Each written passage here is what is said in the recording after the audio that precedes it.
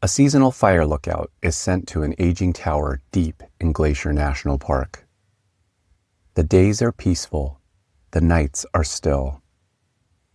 Until she sees a little girl, barefoot, dressed in old-fashioned clothes, standing at the edge of the tree line. At first, she thinks the girl is with a family of visiting hikers. But as the days pass, the girl keeps returning, closer each time. Same clothes, always barefoot.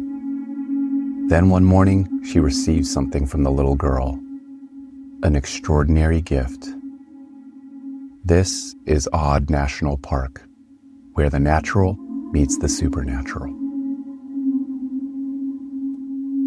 Odd National Park features your true paranormal stories about unexplained experiences in national parks and beyond.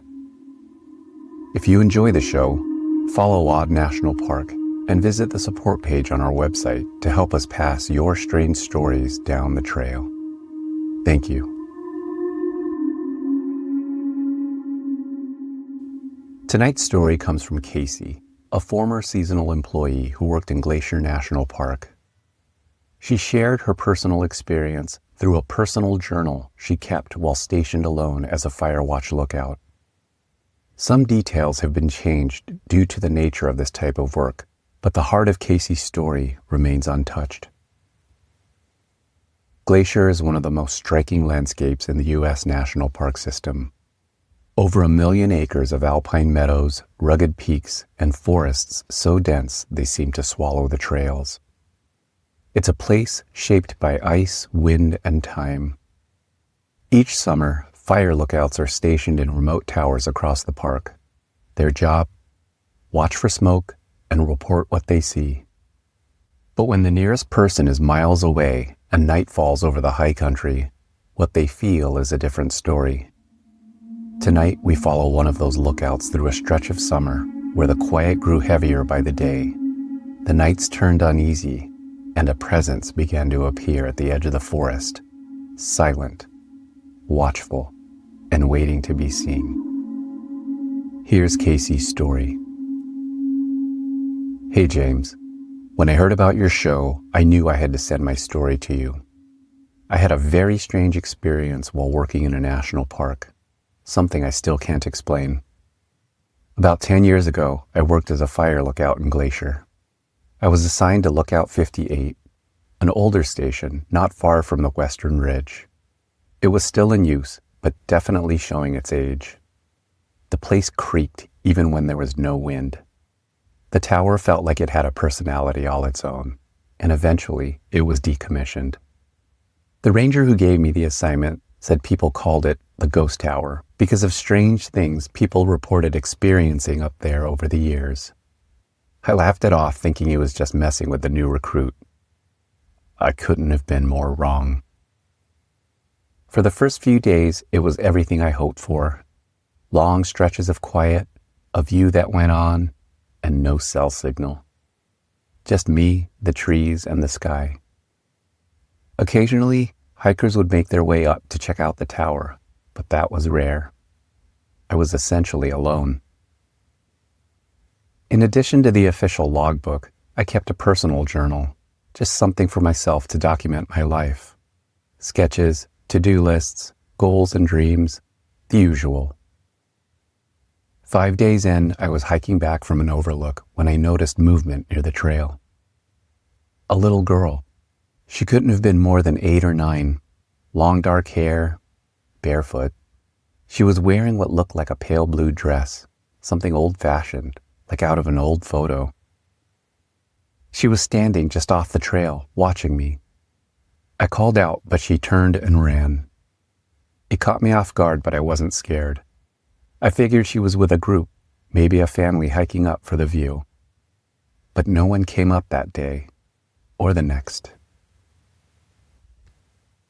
A few nights later, I saw her again.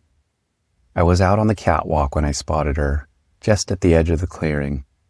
Same dress, same hair, same bare feet. She stood far away enough that I couldn't make out her face, just the shape of her. I grabbed my headlamp to get a better look, but by the time I swung the light around, she was gone.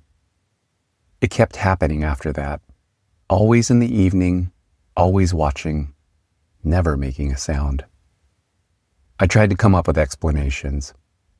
Maybe she was camping with her family nearby and liked to wander. Maybe I was just seeing shadows and convincing myself it was her. But there were no voices, no tents, no campfire smoke, nothing. And then something extraordinary happened. One morning, I found my journal open on the desk. Tucked gently inside the pages was a tiny bundle of wildflowers, fresh, carefully arranged, and tied with a thin strand of grass. A glacier lily, a tuft of bear grass, a single purple aster.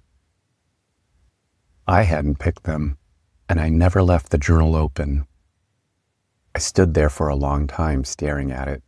Flowers were beautiful, delicate, quiet, but there was something else in the way they'd been placed, something intentional. I checked the lookout from top to bottom. Nothing else was disturbed. The windows were shut. The door was locked from the inside. Later that day, I radioed the station. I kept it casual, told them I might have seen a child on the ridge earlier in the week. I asked if there had been any missing persons reports in the area. There was a long pause, then static. Finally, a voice came through. "No reports. You sure it wasn't just a hiker?"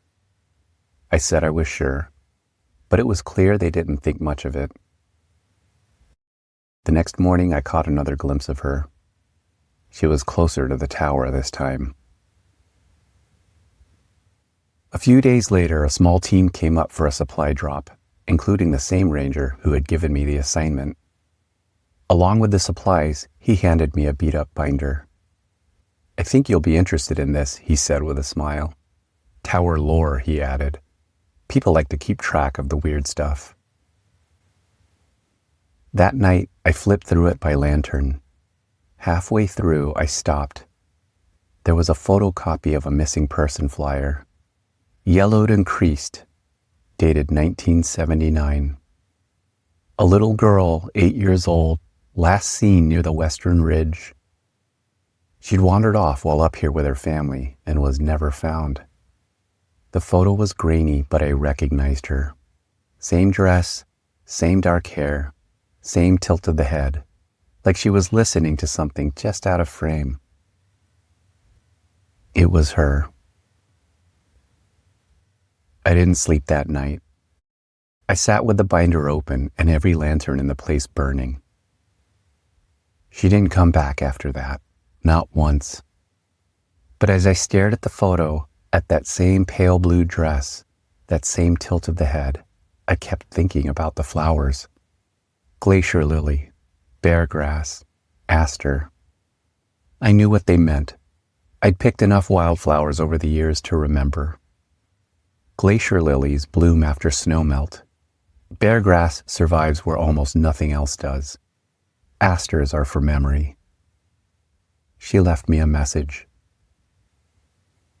I stayed through the end of my assignment, logged the smoke, the wind, the routine details, but I never mentioned the girl in the official log.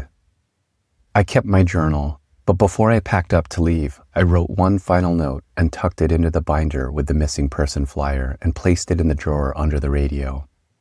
I wrote, "If you see her, try to listen. I think she's still out there."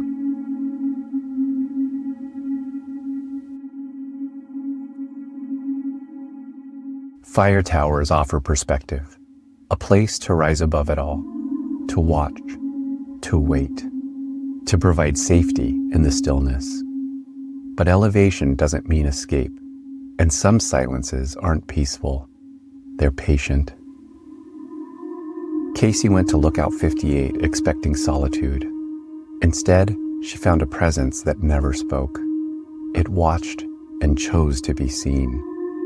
It didn't leave a warning. It left wildflowers. A glacier lily for return, bear grass for endurance, an aster for memory. It wasn't just a gesture. It was a message. And now, Casey has left one in return. Because maybe what haunts us most isn't what goes bump in the night. It's silence with something hiding inside it, something waiting to be found. If you've experienced something strange, unexplainable, or profoundly haunting in a national park or anywhere in the great outdoors, we'd love to hear about it. Go to oddnationalpark.com and send it to us using the Share Your Story form. And to help keep our little campfire burning, visit the support page on the site. Every bit helps us continue exploring where the natural meets the supernatural. Thanks as always for tuning in. I'm James, and this has been Odd National Park.